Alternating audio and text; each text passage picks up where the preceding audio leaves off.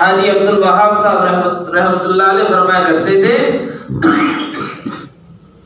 کہ جس طریقے سے بچہ پیدا ہوتے ہی اپنے ماں باپ کی جائیداد کا وارث بن جاتا ہے، اس طریقے سے حضور صلی اللہ علیہ وسلم کی امت میں پیدا ہوتے ہی حضور صلی اللہ علیہ وسلم والی فکروں کا اور آپ صلی اللہ علیہ وسلم والی محنت کا وارث بن جاتا ہے۔ پورے عالم کی ذمہ داری ہے، پورے عالم کے اندر تقاضے ہیں، ارتداد بڑی تیزی سے پھیل رہا ہے، بے دینی بڑی تیزی سے پھیل رہی ہے، ملکوں کے اندر عرب کے ایمان خطرے کے اندر ہے،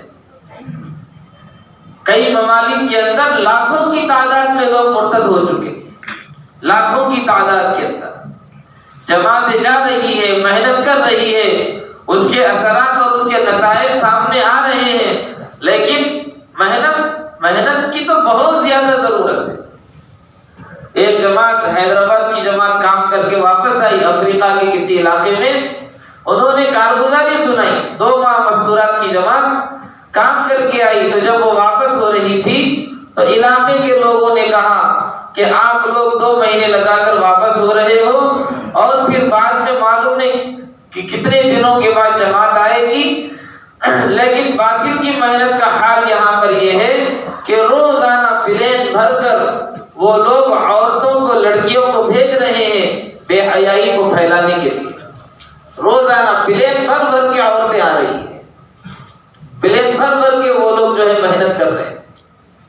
باطل کی محنت پوری دنیا کے اندر ہو رہی ہے کہ پوری دنیا کے اندر بے حیائی کو پھیلایا جائے، بے دینی کو پھیلایا جائے، تاکہ مسلمان اپنے اسلام پر قائم نہ رہے، تاکہ یہ اپنے ایمان کے اندر مضبوط نہ رہے، اس لیے کہ یہ ایمان کے اندر کمزور ہو گئے تو پھر ان کے ایمان کی کمزوری کی وجہ سے ہم ان کے اوپر ہم جو چاہے کر سکتے ہیں۔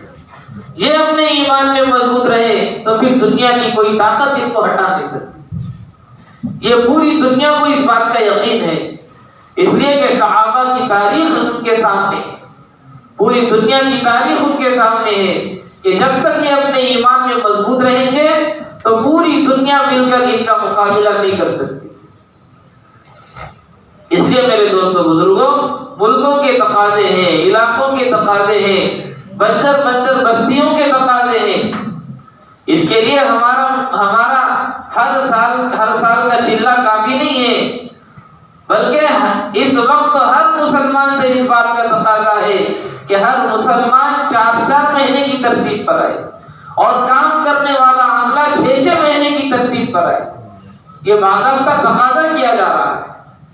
اللہ کے راستے میں، اللہ کے راستے کے اندر خروج ہو، اللہ کے راستے کا خروج ہو، اللہ کے راستے کی نقل و حرکت ہو، اللہ کے راستے کا خروج اور اللہ کے راستے کی نقل و حرکت، اس کا کوئی بدل نہیں ہے، اس کا کوئی بدل نہیں ہے۔ اس لیے کہ رسول اللہ صلی اللہ علیہ وسلم نے جس طریقے سے بذات خود جا کر امت کو دعوت دی ہے، اس طریقے سے یہ امت جا کر امت کو دعوت دے۔ رسول اللہ صلی اللہ علیہ وسلم اتنے بڑے مقام پر ہونے کے باوجود آپ ایک کے پاس جا کر دعوت دے رہے ہیں۔ اور میرے دوستو بزرگوں، ہم کسی بھی ذریعے سے دعوت دے کر ہم یہ نہیں کہہ سکتے کہ ہم نے دعوت کا حق ادا کر دیا ہے۔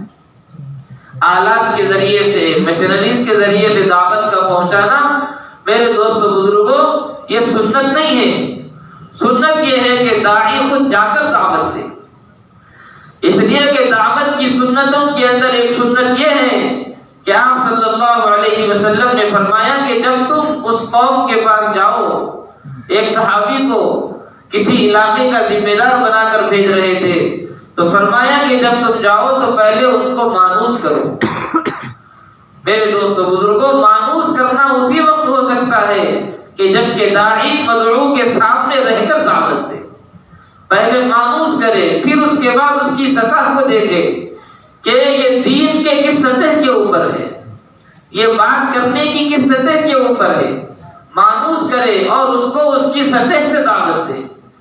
بعض کی سطح تو یہ ہوگی کہ کلمہ بھی نہیں آتا، ان کو کلمہ سکھائے، کسی کو نماز نہیں آتی اس کو نماز سکھائیں، دین کی بنیادی ضروری عقائد سے ناواقف ہے ان کو عقائد سکھائیں۔ اگر ہم آلات کے ذریعے سے دعوت کو دیں گے تو اس کے اندر یہ ہوگا کہ ایک مضمون ذہن کے اندر ہوگا اور ہم یہ چاہیں گے کہ یہ مضمون ہم بیان کر دیں، چاہے سامنے والا اس سطح کا ہے یا نہیں ہے، سامنے والا مانوس ہوا نہیں ہوا، اس بات کو لینے کے لیے تیار ہوا نہیں ہوا، اس کا کوئی گارنٹی نہیں۔ اس لیے ہدایت سنت والے طریقے کے اندر اللہ کے راستے میں نکلنے کا کوئی بدل نہیں ہے۔ جس طریقے سے نماز ہر ایک کے اوپر فرض ہے، ہر ایک کی ذمہ داری ہے، اگر کوئی آدمی دوسرا آدمی اس کے بدلے میں نماز پڑھنا چاہے تو نہیں پڑھ سکتا، ٹھہر کے نہیں پڑھ سکتے، بیٹھ کے پڑھو، بیٹھ کے نہیں پڑھ سکتے، لیٹ کے پڑھو، اشارے سے پڑھو، ہاتھ کے اشارے سے نہیں پڑھ سکتے تو آنکھ کے اشارے سے پڑھو، لیکن نماز کسی درجے میں نماز کا فریضہ کسی بھی وقت ساقط نہیں ہوتا۔ اسی طریقے سے یہ دعوت کی ذمہ داری ہے جو ہر ایک کے اوپر اللہ تعالیٰ نے عائد فرمائی ہے، ہر ایک کو یہ ذمہ داری ادا کرنا ہے۔ کسی بھی وقت میں کسی بھی حالات کے اندر یہ ذمہ داری ختم نہیں ہوتی، ہر حال کے اندر اس ذمہ داری کو پورا کرنا ہے۔ اور جیسے خود نماز پڑھنے سے ہم اپنا فریضہ ادا ہوتا ہے، اسی طریقے سے اپنے دعوت دینے سے یہ فریضہ ادا ہوگا کہ داعی خود اپنی ذات سے دعوت دے۔ اس کے لیے اللہ کے راستے کا خروج ہے، اللہ کے راستے کا نفر ہے، اللہ کے راستے کا نفر، اس کا کوئی بدل نہیں۔ اللہ کے نبی صلی اللہ علیہ وسلم صحابہ رضی اللہ عنہم اجمعین کو اتنی ترغیب دیتے تھے اور آپ صلی اللہ علیہ وسلم نے اتنا وعدوں کو سنایا اور اتنا ابھارا کہ صحابہ رضی اللہ عنہم اجمعین اللہ کے راستے سے رکنے کو جرم سمجھتے تھے۔ اللہ کے راستے سے رک گئے یہ تو جرم ہے، بلکہ بعض صحابہ تو اس کو ارتداد سمجھتے تھے۔ اللہ کے راستے سے واپس آنے کو صحابہ مرتد ہونا سمجھتے تھے۔ اتنا اہتمام صحابہ رضی اللہ عنہم اجمعین کی زندگیوں کے اندر اللہ کے راستے میں نکلنے کا تھا، اس لیے کوئی عذر ان کو اللہ کے راستے میں نکلنے سے رکاوٹ نہیں بنتا تھا۔ معذور ہے، پیر سے معذور ہے، لیکن اللہ کے راستے میں نکل رہے۔ عمرو بن جموح رضی اللہ عنہ لبڑے ہیں، پیر سے معذور ہیں، لیکن اللہ کے راستے میں نکل رہے، اور دل کا جذبہ یہ ہے کہ میرے دل کی خواہش یہ ہے کہ میں اسی لبڑے پیر سے جنت کے اندر چلوں پھروں۔ حضرت مقداد بن اسود رضی اللہ عنہ اتنے موٹے ہیں کہ وہ تخت پر بیٹھتے تو پورا تخت بھر جاتا، پورا تخت بھر جاتا، اتنے موٹے، لیکن وہ بھی اللہ کے راستے میں نکل رہے۔ لوگوں نے کہا کہ آپ تو معذور ہیں، آپ کیوں نکل رہے ہیں؟ تو فرماتے کہ مجھے یہ آیت بیٹھنے نہیں دیتی، انفروا خفافا وثقالا، کہ نکلو اللہ کے راستے میں، ہلکے ہو یا بوجھل، ہلکے ہو یا بھاری، ہر حال میں اللہ کے راستے میں نکلو۔ اللہ کے راستے میں نکلنا صحابہ رضی اللہ عنہم اجمعین کی زندگی کا مقصد تھا۔ نابینا صحابی ہے، ان کے بھی جذبے ہیں اللہ کے راستے میں نکلنے کے، بچے ہیں، اپنے بچوں پہ ٹھہر کے اپنے جذبوں کو ظاہر کر رہے کہ کہیں اللہ کے نبی ہمیں واپس نہ کرتے، دعوت کے تقاضے سے، دین کی محنت کے تقاضے سے ہمیں واپس نہ کر دے۔ ایک کم عمر ہونے کی وجہ سے آپ صلی اللہ علیہ وسلم نے واپس کر دیا تو وہ رونے لگے۔ آپ صلی اللہ علیہ وسلم نے ان کے جذبے کو دیکھ کر اجازت دے دی۔ صحابہ رضی اللہ عنہم اجمعین کے زمانے کے اندر اللہ کے راستے میں نکلنے کا بہت زیادہ اہتمام تھا۔ ایک مرتبہ صحابہ رضی اللہ عنہم اجمعین نے ارادہ کیا کہ دین کی محنت ابھی ہم بہت کی ہے اور ہم نے باغات کی طرف، ہم نے کھیتیوں کی طرف توجہ نہیں دی، جس کی وجہ سے یہ باغات خراب ہو جائیں گے. اس کے لیے انہوں نے یہ سوچا کہ 6 مہینے ہم اللہ کے راستے کا خروج نہیں کریں گے. حالانکہ ہر تقاضے پہ نکلنے والے، ہر تقاضے پہ جانے والے، انہوں نے یہ سوچا کہ 6 مہینے ہم اللہ کے راستے کا خروج نہیں کریں گے. یہ 6 مہینے، حالانکہ یہ 6 مہینے کا خروج جو انہوں نے ارادہ کیا کہ ہم نہیں کریں گے، یہ مقامی کام کے ساتھ تھا. مسجد کو وقت دیتے ہوئے، اللہ کے نبی صلی اللہ علیہ وسلم کی خدمت میں حاضر ہوتے ہوئے، اور مقامی کام، مدینے کی محنت، آنے والے مہمانوں کی نصرت اور مسجد کی آبادی، یہ تمام کام کرتے ہوئے صحابہ نے یہ سوچا کہ 6 مہینے اللہ کے راستے میں نہیں نکلیں گے. تو اللہ رب العزت نے قرآن کی آیتیں نازل فرمائی، وَانفِقُوا فِي سَبِيلِ اللَّهِ وَلَا تُلْقُوا بِأَيْدِيكُمْ إِلَى التَّهْلُكَةِ. اللہ کے راستے میں خرچ کرو اور اپنے آپ کو ہلاکت میں مت ڈالو. یعنی 6 مہینے وہ لوگ رکنے کا ارادہ کرے تو اللہ فرما لے کہ تم اپنے آپ کو ہلاکت میں مت ڈالو. اس لیے میرے دوستو بزرگوں، اللہ کے راستے کا خروج، اس کا کوئی بدل نہیں، اس کا کوئی بدل نہیں. مولانا الیاس صاحب رحمۃ اللہ علیہ فرمایا کرتے تھے،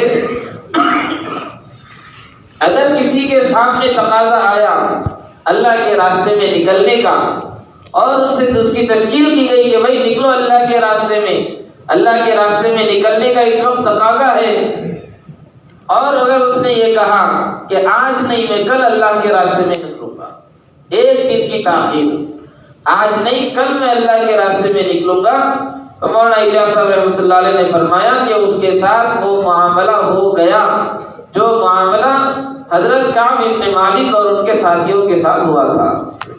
اللہ کی ناراضگی کا، اللہ کے غصے کا، اللہ رب العزت کی طرف سے ناراضگی کا وہ معاملہ ہو گیا. حضور صلی اللہ علیہ وسلم کا زمانہ تھا، وحی نازل ہوتی تھی، آپ صلی اللہ علیہ وسلم کو، صحابہ کو اس کا علم ہو جاتا تھا، لیکن اب وحی کے نزول کا زمانہ نہیں ہے، اس لیے اللہ کی ناراضگی کا ہم کو علم نہیں ہے. ورنہ اللہ کے راستے کی تھوڑی سی تاخیر یہ بھی اللہ رب العزت کی ناراضگی کا سبب ہے، اللہ کی ناراضگی کا سبب ہے. یہ مولانا الیاس صاحب رحمۃ اللہ علیہ فرمایا کرتے تھے. اس لیے میرے دوستو بزرگوں، یہ دین کی نصرت ہے. دین کی نصرت یہی ہے کہ اللہ کے دین کو لے کر پورے عالم کے اندر چلنا اور پورے عالم کو ہدایت پر لانے کی فکر کرنا، کہ پوری انسانیت کیسے ہدایت پر آ جائے، کہ پورے عالم کے ایمان والے کیسے 100% ان کی زندگیوں کے اندر دین آ جائے. ان جذبوں کو لے کر پورے عالم کے اندر چلنا پھرنا، یہ دین کی اصل نصرت ہے. دین کی نصرت میرے دوستو بزرگوں، اس کے لیے بہت سارے خیر کے کام ہیں کہ بیواؤں کے اوپر خرچ کر رہے ہیں، اور غریب مسلمانوں کے اوپر خرچ کر رہے ہیں، ضرورت مندوں کو دے رہے ہیں، یتیموں کے اوپر خرچ کر رہے ہیں.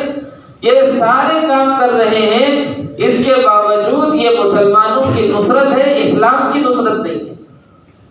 یہ مسلمانوں کی مدد کہا جا سکتا ہے اس کو، لیکن اسلام کی مدد نہیں کہہ سکتے. اسلام کی مدد اور دین کی مدد تو یہی ہے کہ اللہ کے بندوں کو اللہ سے جوڑنے کی فکر کی جائے. اللہ کے بندے کس طریقے سے اللہ سے جڑ جائیں، یہ محنت کی جائے. بلکہ اگر کوئی آدمی اللہ تعالیٰ اس کو پوری دنیا کا بادشاہ بنا دے، پوری دنیا کا بادشاہ بنا دے، پوری دنیا کا مال اور دولت اس کے قدموں میں لا کر ڈال دے، اور وہ اس پورے مال کو اللہ کے راستے میں ضرورت مندوں پر، بیواؤں پر، یتیموں پر، غریبوں پر، سب پر خرچ کرتے رہے، یہاں تک کہ پورا مال ختم ہو جائے اور سب کے اوپر خرچ کر دے، تو بھی یہ آدمی فضیلت کے اندر اس آدمی کی فضیلت کو حاصل نہیں کر سکتا جو آدھا دن اللہ کے راستے میں نکلا ہوا ہے. آدھے دن اللہ کے راستے میں نکلنے کی فضیلت کو حاصل نہیں کر سکتا. اس لیے کہ حضرت عبداللہ بن رواحہ رضی اللہ عنہ آدھے دن کی تاخیر ہو گئی، جماعت صبح میں نکل گئی، اور یہ ان کا ارادہ یہ ہوا کہ جمعے کا دن ہے، جمعے کی نماز رسول اللہ صلی اللہ علیہ وسلم کے پیچھے ادا کر کے چلا جاؤں گا، اس لیے نماز پڑھنے کے لیے رک گئے۔ آپ صلی اللہ علیہ وسلم نے جمعے میں دیکھ کر فرمایا کہ تم نہیں گئے؟ تو فرمایا کہ اللہ کے نبی میں جمعے کی نماز پڑھنے کے لیے رک گیا۔ تو آپ صلی اللہ علیہ وسلم نے فرمایا کہ پوری دنیا کے اندر جتنا مال ہے، لو انفقت ما فی الارض جميعا، کہ پوری دنیا کے اندر جتنا مال ہے، جتنی دولت ہے، اگر تم وہ سارا کا سارا خرچ کر دو، ما ادرکت فضل غدوتہم، صبح جانے والی جماعت کی فضیلت کو حاصل نہیں کر سکتے۔ صرف آدھے دن کی فضیلت، آدھے دن کا فرق ہو گیا۔ صحابہ رضی اللہ عنہم اجمعین اس کو سمجھتے تھے کہ اللہ کے راستے میں نکلنا کتنا اہم ہے، اللہ کے راستے میں نکلنا کتنا اہم ہے۔ اللہ تعالیٰ نے خود فرمایا اجعلتم سقایۃ الحاج وعمارۃ المسجد الحرام کمن آمن باللہ والیوم الآخر وجاہد فی سبیل اللہ، کہ مسجد کی خدمت کرنا اور مسجد کے انتظامی امور کو انجام دینا یہ بھی دین کا کام ہے، یہ بھی ثواب کا کام ہے، لیکن اللہ کے راستے میں نکلنے کے برابر نہیں ہو سکتا۔ یہ تو یہ مسجدیں ہیں، بلکہ اللہ فرما رہے ہیں کیا تم نے اجعلتم سقایۃ الحاج وعمارۃ المسجد الحرام، کیا تم نے حاجیوں کی خدمت، پانی پلانے کی خدمت کو اور مسجد حرام کی، کعبۃ اللہ کی تعمیر کو تم نے برابر کر دیا ہے اس آدمی کے جو اللہ پر ایمان لاتا ہے، آخرت کے دن پر ایمان لاتا ہے اور اللہ کے راستے میں جہاد کرتا ہے، یعنی اللہ کے دین کو بلند کرنے کے لیے محنتیں کرتا ہے، کوششیں کرتا ہے۔ کیا دونوں برابر ہو سکتے؟ لا یستوون عند اللہ، دونوں کبھی بھی برابر نہیں ہو سکتے، کبھی برابر نہیں ہو سکتے۔ اللہ رب العزت فرما رہے ہیں کہ دونوں کبھی برابر نہیں ہو سکتے، اس لیے اللہ کے راستے میں نکلنا یہ بہت اہم ہے۔ اللہ کے راستے میں نکلنے کا کوئی بدل نہیں۔ صحابہ رضی اللہ عنہم اجمعین کوئی عذر ان کو اللہ کے راستے میں نکلنے سے نہیں روکتا تھا، کوئی عذر۔ جتنے بھی اعذار ہم کو پیش آ رہے ہیں، ہر عذر کو صحابہ نے کاٹ کر دکھا دیا کہ ہر عذر کی حالت کے اندر وہ لوگ نکلے۔ قرضے کا بوجھ ہے، نکل رہے اللہ کے راستے میں، گھر میں جوان بچیاں ہیں، اللہ کے راستے میں نکلے، اور پھر اللہ نے ان کی اس قربانیوں کو ذریعہ بنا کر پورے عالم میں ہدایت کی ہواؤں کو چلایا۔ اللہ رب العزت نے نظام الدین سے پوری دنیا کے اندر جو کام لیا، مرکز نظام الدین سے، یہ بھی میرے دوستو بزرگوں قربانیوں کی وجہ سے اور ہر تقاضے کے اوپر چلنے کی وجہ سے یہ کام لیا، ہر تقاضے کے اوپر تیار رہنے کی وجہ سے۔ کیسی کیسی حالت کے اندر ہمارے بزرگوں نے سفر کیا اور اللہ کے راستے کو مقدم کیا، اللہ کے راستے میں نکلنے کو انہوں نے آگے رکھا، ہم اندازہ نہیں کر سکتے۔ گھر کے اندر بیٹے کا جنازہ ہے، حضرت مولانا الیاس صاحب رحمۃ اللہ علیہ کو اطلاع دینے کے لیے تشریف لائے، داؤد رحمۃ اللہ علیہ، میاں جی داؤد یا قاری داؤد رحمۃ اللہ علیہ بیٹے کے انتقال کی خبر دینے کے لیے آئے۔ حضرت مولانا یوسف صاحب رحمۃ اللہ علیہ نے دیکھا تو اوہ تم کہاں تھے، جماعت تیار ہے یہاں پر، جماعت کو لے جانے والا کوئی نہیں ہے، ان کو بٹھائے اور ان کو ذمہ دار بنائے، آداب روانگی کی ہدایت دی اور ان کو بھیج دیا اللہ کے راستے میں۔ وہ اسٹیشن پر پہنچے، اسٹیشن پر پہنچنے کے بعد جو چھوڑنے کے لیے جو ساتھی آئے تھے ان سے کہا کہ میں تو حضرت کو اپنے بیٹے کے انتقال کی خبر دینے کے لیے آیا تھا، بیٹے کا جنازہ گھر کے اندر رکھا ہوا ہے، حضرت سے کہہ دینا کہ اس کے غسل کا اور تجہیز و تکفین کا انتظام کر دے۔ گھر میں بیٹے کا جنازہ ہے، اللہ کے راستے میں نکل۔ منشی بشیر صاحب رحمۃ اللہ علیہ اہلیہ کی طبیعت بہت زیادہ خراب ہے. حضرت نے فرمایا کہ تم نکل جاؤ اللہ کے راستے میں. منشی بشیر صاحب نے فرمایا کہ حضرت میری اہلیہ کی طبیعت بہت خراب ہے، وہ تو اب تک پہ ہے، کب دنیا سے چلی جائے پتہ نہیں. مولانا یوسف صاحب رحمۃ اللہ علیہ نے فرمایا کہ ٹھیک ہے تم اللہ کے راستے میں چلے جاؤ، اگر وہ دنیا سے چلی جائے گی، انتقال ہو جائے گا، تو ہم تم سے بہتر ہم اپنی نگرانی کے اندر ہم تجہیز و تکفین کرائیں گے. وہ نکل گئے اللہ کے راستے میں اور خروج کے زمانے میں ان کی اہلیہ کا انتقال ہو گیا. یعنی ایسی ایسی قربانیاں دینے کے بعد اللہ رب العزت نے پورے عالم کے اندر اس کام کو پھیلایا اور ایک مرکزیت اللہ تعالیٰ نے عطا فرمائی. بغیر قربانی کے میرے دوستوں بزرگوں کوئی چیز حاصل نہیں ہو سکتی. اللہ کے راستے میں نکلنے کے تقاضے آتے ہیں تو ہمارے سامنے ہمارے اعضاء ہمارے سامنے آتے ہیں کہ یہ عذر ہے، یہ عذر ہے، یہ عذر ہے.